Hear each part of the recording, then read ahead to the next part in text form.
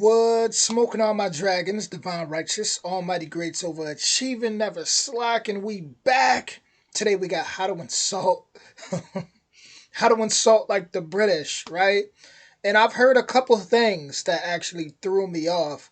I know out there, like when they call somebody an enemy, for example, I know like it's like pagan, like that's a way to insult somebody, and a couple other things. But we're going to dive into this video and we really going to see how to insult like the British. So with that being said, let's do it. Really do love a good insult. Arguably, Hold on, let me run that back from the top.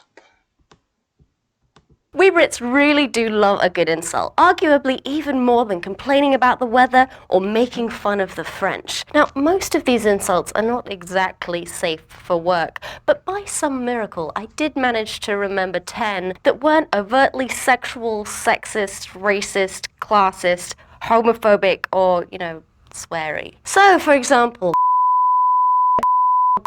the list goes on forever. So here we go. Hi, I'm Siobhan Thompson. This is Anglophenia, and try not to take this personally. Minger. This means that somebody's ugly or doing something that's disgusting. Gross is definitely the Literally sounds like something off Harry Potter. Now, it could just be because I'm a Harry Potter fan. Even after this, I'll probably, go play some Hogwarts Legacy. But Mingle definitely sounds like something that you hear in the Harry Potter universe for sure. closest American equivalent. So, for example, maybe if you were a Liverpool supporter, one might say Wayne Rooney is a potato-headed minger who couldn't kick a ball if the World Cup depended on it. You can also say that an So I said mingle, so it's like minger. action is minging, like, oh, don't eat those potatoes at the rubbish bin, Wayne, that is minging. Pillock. This means idiot, specifically a very clumsy, forgetful kind of idiocy. Oh, you forgot your homework again. Brian, you are such a pillock. I know, miss, I'm sorry. Mardy. This is a word that's mostly used in the north of England to describe that very teenage type of sulky, aggressive moodiness. Ugh. Rachel locks herself right in her room as soon as she gets home from school. Gosh, is a Mardy one. That makes it even worse for there's this UFC fighter. Very, very excellent. He's great to me, Kamaru Usman, and they would constantly call him Marty. So it's like now looking at the UK fans when they would say that definitely makes me look at it different now. Like, damn. Tosser. This is the British equivalent to jerk and means the same thing. You know that thing. Tosser. I know you know. Gannet. This means somebody who's being greedy, named after the seabird of the same name. 1 cake each, you gannets, I'm watching you. Wayne, stop eating those potatoes. Man, this is just so different. I can't. Gannet. Yo, bro, that's enough Pop-Tarts, you Gannet. What? Skiver. This refers to somebody who has skipped off from something that they were supposed to do. Mostly it refers to kids who skip school, but you can skive off pretty much any responsibility if you just put your mind to it. I cannot believe that you got out being Sarah's bridesmaid, you dirty skiver. Burke. This comes from the Cockney rhyming slang Berkshire Hunt, meaning a word that I am not allowed to say here. It means an unpleasant, boorish kind of person. Oh, I cannot believe that my boss gave me a verbal warning for being 5 minutes late, and he was ogling me the entire time. What a Burke. Barmy.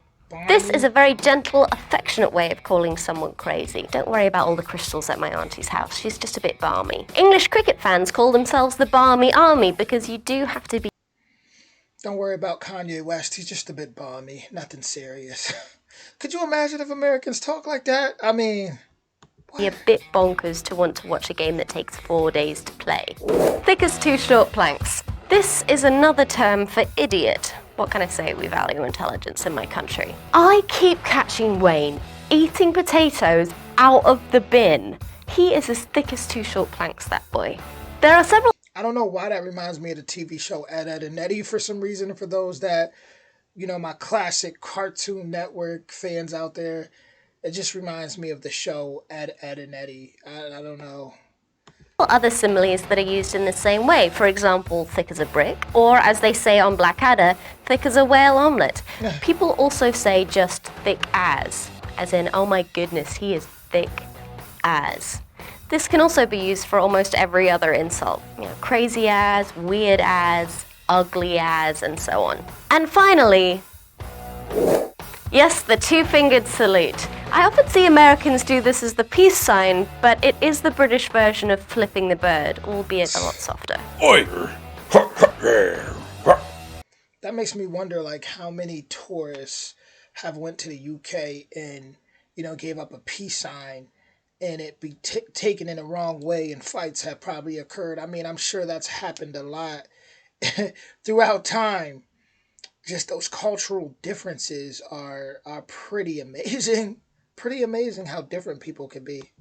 The story goes that it comes from when medieval English longbowmen were trouncing the French at battles such as Agincourt. The French would cut off the first two fingers of any captured archers so that they could no longer pull a bow. So the archers would make this sign on the battlefield as a way of telling the enemy, hey, I still have my two fingers and I'm gonna shoot you. This story is probably apocryphal. I'm not gonna lie, that's pretty gangster though. That's pretty good. Could you imagine that? Yeah, we here. Like, no, that would be awesome to see that in a movie or a TV show. See, history is amazing. That's pretty gangster. I like that. Obviously, if you get caught, you're finished. But to be nice at archery and just be like, yeah, you ain't get me yet. Cut off the first two fingers of any captured archers so that they could no longer pull a bow. So the archers would make this sign on the battlefield as a way of telling the enemy, hey, I still have my two fingers and I'm gonna shoot you. This story is probably apocryphal, but like I said earlier, we really do love making fun of the French. What are your favorite British insults? Let us know in the comments without being a Mardy tosser about it. And don't forget to like and subscribe. And you can read more about this on the Anglophenia blog. Shout out to Anglophenia. I'm gonna have to say my favorite insult was the last one, the peace sign. After hearing the history behind it, it's like that's really cool. That's really cool. Like, once again, me bringing up Game of Thrones. If you look at people like Arya Starks or people who were like just those people, those people that come through and they're assassins, but for righteous reasons. I could see them going, doing something like that, like a cool scene with them putting up that too. Like, yeah, still got my fingers. Man, I might have to put that in a book. I might have to, right? That's awesome.